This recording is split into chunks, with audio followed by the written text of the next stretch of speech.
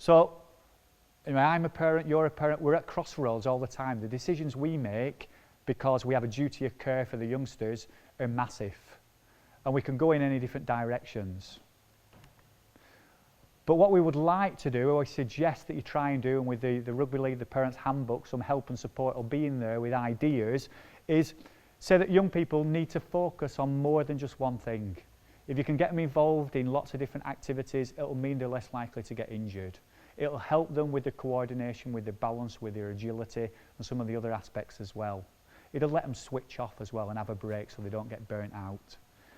The lessons they learn when they're young, hopefully, will mean that they develop from that junior level to that senior level success, and they become more successful. There's a lot of crossover.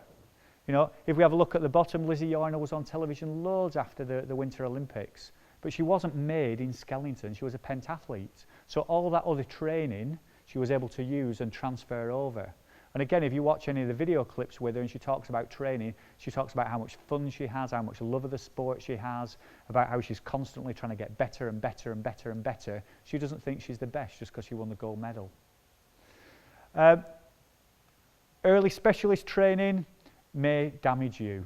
So if you imagine you just focus just on one thing, 11, 12, 13, 14, 15, 16, you need to be doing 2 or 3 sports, the research says.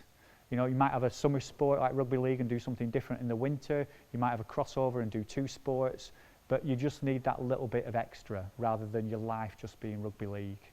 Because looking at those fellas, an injury and that's it. How devastating is that if that's your life? And unless it's done carefully by parents, by coaches, they take a lot of responsibility, by academies, we can nurture young people or we can damage them. And that is the crossroads that we're at.